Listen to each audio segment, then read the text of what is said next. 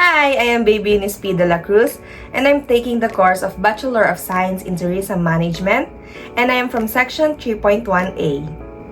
And this is my reflection video in Amadeus Class of 2024.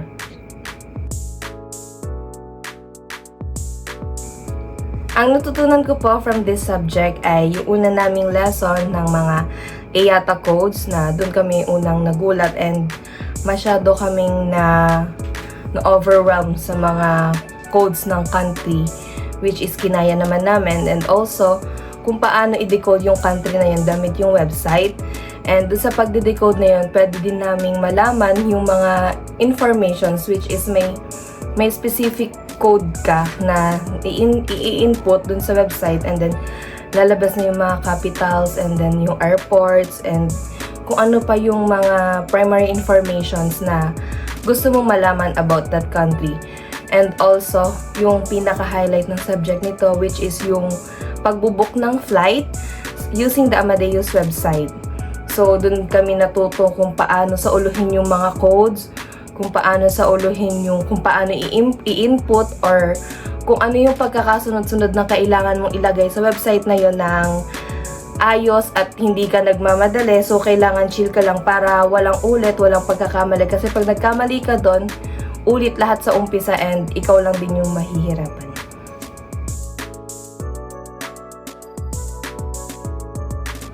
At first po is, nahirapan talaga ako, especially nung sa codes ng countries. Kasi super na-overwhelmed ako sa mga codes na yun, lalo nung nakita ko pa lang.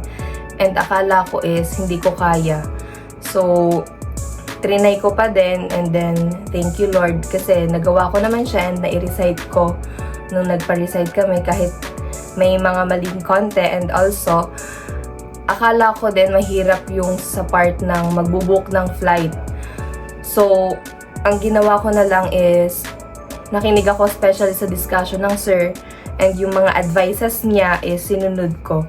So, ang ginawa ko to survive this subject is to listen talaga sa aming prof. Lalong-lalo na pag nagsasabi siya ng mga codings and yung mga tips na gagawin namin, especially pag nagbubook kami ng flights. And also yung mga information na sinasabi niya about dun sa aming lessons. Malaking tulong talaga yung discussions namin.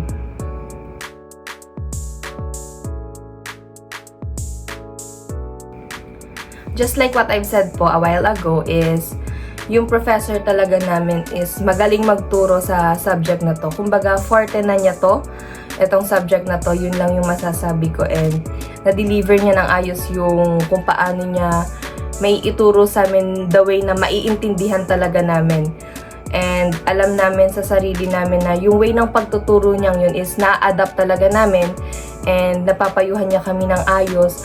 Dun sa learnings na nakukuha namin sa kanya is super laking help nun kung paano namin ma-i-apply especially sa mga laboratory exercises namin. And yung professor namin na yun ang nagbibigay sa amin ng mga tips and advices kung ano ang dapat gawin before, during, and after booking the flight. So, big help siya, and yeah, na-deliver niya na yung ayos yung course na itinuturo niya sa amin, and also na i-apply namin sa mga exercises namin yung mga tips and advices niya po.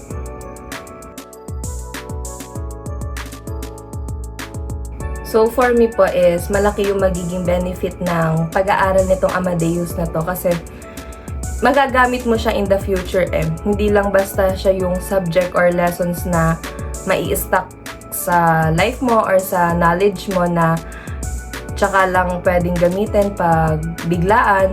So, itong Amadeus na to is sa industry namin or sa field namin is gamit na gamit talaga. That's why malaking benefit yung maaaral mo yung Amadeus, kasi once na matuto ka nito, may advantage ka na sa iba kasi special tong subject na to, and i-apply mo siya sa life mo ng hindi lang basta-bastang subject or basta-bastang learning, kasi nga malaking advantage yung matuto ka sa Amadeus, lalo-lalo na sa pag-book ng flight.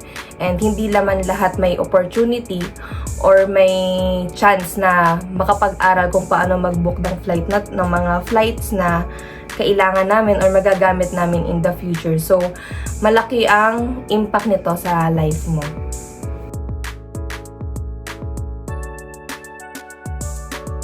Ang may advice ko lang sa second year students na upcoming third year students na magte-take nitong Amadeus is unang-una iwasan yung umabsent. Lalong-lalo na pag magdi-discuss si sir ng mga super important information. So, lahat naman important kaya wala kayong chance umabsent dun. And also, bawat discussion niya mahalaga. Bawat information sa sinasabi niya, bawat tip na ibinibigay niya, super mahalaga yun. And may apply mo yun sa life mo also sa laboratory. Kasi binibigay niya yung tip, advices na kailangan, itinuturo niya lahat yon. Itinuturo niya yung anong kailangan mong gawin, ano ang kailangan before the lab and during and after the laboratory. So, if ever na umabsent ka man and mamiss mo yung isang information na yon, lalong-lalo na pag-aaralin nyo na yung website, dun ka malulugi na hindi mo alam kung paano uumpisahan yung subject na yon or hindi mo alam kung paano mo uumpisahan yung laboratory na yon. And also, yung next advice ko is makinig ng ayos sa discussion, lalong-lalo na pag ang sir yung naimik. Kailangan all ears sa kanya, sa prof. Kasi, yun nga, gaya na sabi ko kanina, pag may nalikdangan ka na kahit simple information or konting codes na magagamit mo sa lab mo and na-miss mo yun at nakalimutan mo yun, so paano na lang yung laboratory, paano na lang yung website na gagawin mo or yung flight na ibubook mo, dun ka mahihirapan. Kaya kailangan focus ka pag nagdi-discuss si sir, pag nagbibigay siya ng tips, advices, pag binibigay niya yung samples ng flights or samples ng scenario, yun yung kailangan mong ma-master or may apply na kailangan pag siya na-make, focus ka lang sa kanya. And also last, dun sa mga scenario na binibigay niya, kailangan basahin muna and alamin bawat informations ng passenger kasi may mga hidden words doon na magagamit para magkamali, and also yun yung kailangan mong basahin. Kailangan ayos yung reading comprehension mo para walang mali sa book ng flights mo.